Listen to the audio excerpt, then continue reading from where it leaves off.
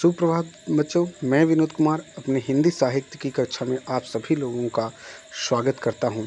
बच्चों, आज मैं एक नई वीडियो के साथ आपके सामने प्रस्तुत हुआ हूं।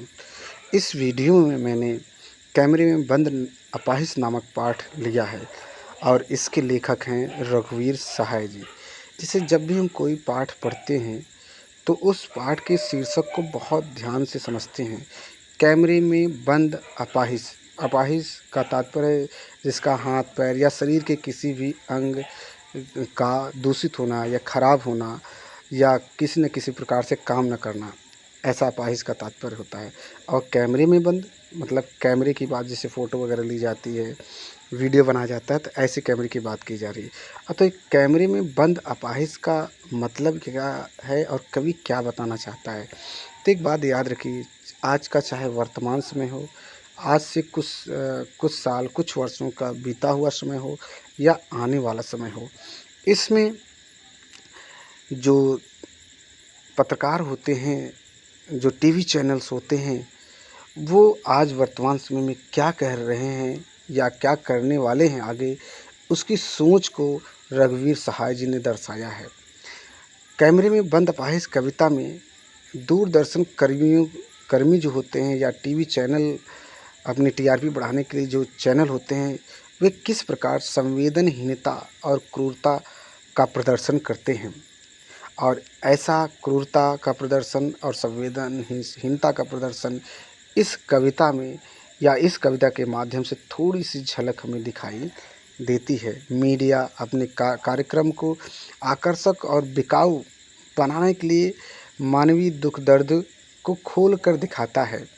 उनको ये इस बात पर ध्यान नहीं रहता कि जिसके बारे में बताया जा रहा है या जिसके बारे में लोगों को बता रहे हैं, उसके आंतरिक मन में कितना कष्ट हो रहा है, इस बात का वो ध्यान नहीं देते। बस अपने कार्यक्रम को ज़्यादा बिकाऊ, ज़्यादा आकर्षक, ताकि लोग ज़्यादा पसंद करें, ऐसा करने में ही अपना समय व्यतीत करते हैं।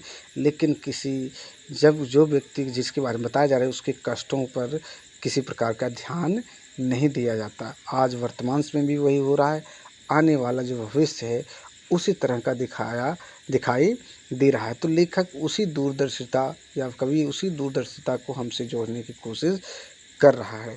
तो सबसे पहले हम इस जो कैमरे में बंद अपाहिज पाठ है, इसके लेखक के बारे में जान लेते हैं, तब आगे की चर्चा करते हैं।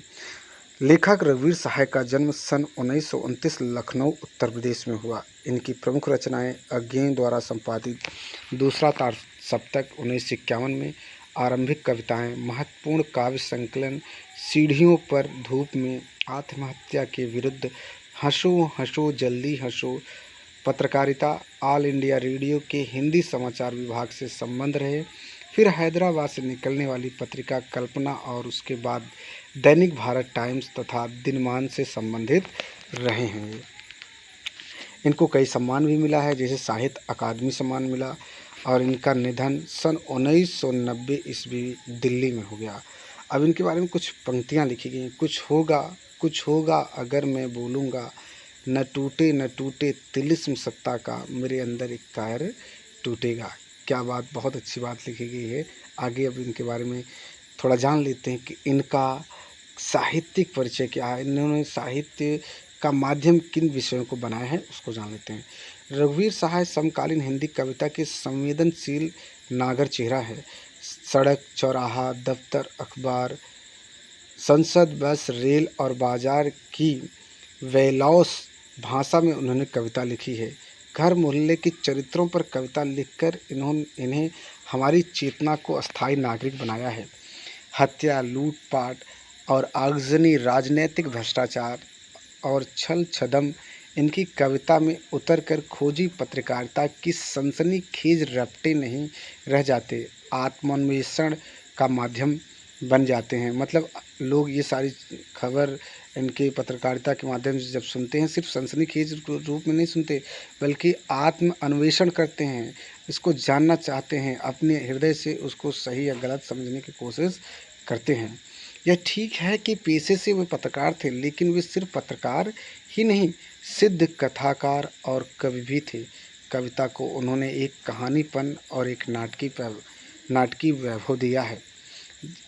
अब आगे देखते हैं और कैसा विषय रखते थे अपनी कविताओं में या लेखन में।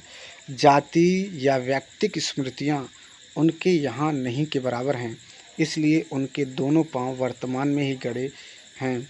बावजूद इसके मार्मिक उजास और व्यंग्य बुझी खुरदरी मुस्कानों से उनकी कविता पटी है।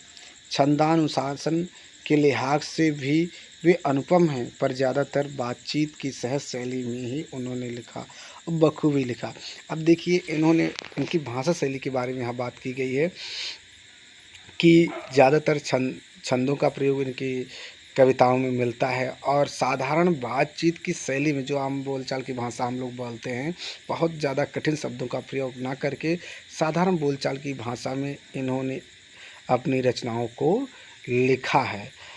और व्यंग्य खुरदरी मुस्कान, मतलब व्यंग्य भी उनकी कविताओं में लेखन में मिलता है, मार्मिक भी मिलता है, उजास मिलता है और मुस्कान भी इनकी कविताओं में दिखाई पड़ती है। लेकिन वो कविताएं कैसे छंद भी मिल जाते हैं, जैसे चौपाई, दोहा, सोरठा, ये सारी चीज़ें मिल जाती हैं और साधारण सरल सहज भाषा जो बातचीत करने की होती है उसी भाषा में अपनी कविताओं की रचना ये करते हैं। आगे लिखते हैं क्या, बतौर पत्रकार और कवि घटनाओं में निहित विडंबना और त्रासदी को भी उन्होंने देखा है। रघुवीर सहाय की कविताओं की दूसरी विशेषता है छोटे या लघु की महत्ता को स्वीकार। वे महज बड़े कहे जाने वाले विषयों या समस्याओं पर ही दृष्टि नहीं डालते, बल्कि जिनको समाज में हाशिए पर रखा जाता है, कहने का मतलब किनारे पर रखा जाता है, उनका कोई मान्यता नहीं होती समाज में, उन पर अपने अनुभव के द्वारा रचनाएं बनाते हैं। रघुवीर सहाय जी ने भारतीय समाज में ताकतवरों की बढ़ती हैसियत और सत्ता के खिलाफ भी साहित्यिक और पत्रकारिता के पाठकों का ध्यान खींचा। रामदास नाम की उनकी कविता आधुनिक हिंदी कविता की एक महत्वपूर्ण रचना मानी जाती है। अब देखिए, जो कविता दिया गया है, इस कविता का मूल तत्व उन्होंने बताने की कोशिश किया है। इसमें अत्यंत साधारण और अनायास सी प्रतीत होने वाली शैली में समाज की दारुण अर्थात दुख विडंबनाओं को पकड़ने की जो कला रघुवीर सहाय की कविताओं में मिलती है, उसका प्रतिनिधि उदाहरण यह प्रस्तुत कविता कैमरे में बंद अपाहिज है। जो लोग भूल गए हैं, संग्रह कहाँ से लिया गया है, जो लोग भूल गए हैं वहाँ से कैमरे में बंद अपाहिज लिया गया है। शारीरिक चुनौती को झेलते व्यक्ति से टेलीविज़न कैमरे के सामने किस तरह के सवाल पूछे जाएंगे और कार्यक्रम को सफल बनाने के लिए उससे कैसी भंगिमा की अपेक्षा की जाएगी। भंगिमा मतलब उसके चेहरे के भाव की अपेक्षा की जाए, इसका लगभग सपाट तरीके से बयान करते हुए कवि ने एक तरह से पीड़ा के साथ दृश्य संचार माध्यम के संबंध को रेखांकित किया है। किसी की पीड़ा को बहुत बड़े दर्शक वर्ग तक पहुंचाने वाले व्यक्ति को उस पीड़ा के प्रति स्वयं संवेदनशील होने और दूसरों को संवेदनशील बनाने का दावेदार होना चाहिए। लेकिन विडंबना यह है कि आप जब पीड़ा को पर्दे पर उभारने का प्रयास करते हैं, तब कारोबारी दबाव के तहत आपका रवैया संवेदनहीन हो जाता है। सहाय जी कि यह कविता टेलीविज़न स्टूडियो के भीतर की दुनिया को उभारती जरूर है, लेकिन यह आवश्यक नहीं है कि इसे सिर्फ टेलीविज़न माध्यम से देखा जाए। आप अपनी व्यंजना में यह कविता हर ऐसे व्यक्ति की ओर इशारा करती है जो दुख, दर्द, यातना, वेदना को बेचना चाहता है। कहने का मतलब, आप अपने समाज में हर टीवी चैनल को देखते हैं और उन टीवी चैनलों में लोग दूसरों के दुख दर्द को बेचते हैं। जैसे किसी की हत्या हो जाती है, किसी के साथ अनैतिक कार्य किया जाता है, रोज़ तमाम घटनाएं घटती रहती हैं जिससे लोग दुखित होते हैं और उन्हीं समाज की घटनाओं को टीवी चैनल वाले एकत्रित करके उन दुखों दर्दों को बेचते हैं। उनके दुख दर्दों को कम नहीं करते, उसको बेचने का काम करते हैं। लोग बड़े चाव से उनका टेलीविज़न, उनके चैनल को देखते हैं। तो ये बेचने का काम आजकल चल रहा है और कितने संवेदनहीन होते हैं, ऐसा भी बताया है लेखक ने। इस कविता को शारीरिक चुनौती झेलते हुए लोगों के प्रति संवेदनशील नज़रिया अपनाने के लिए प्रेरित करते पाठ के रूप में देखा गया है।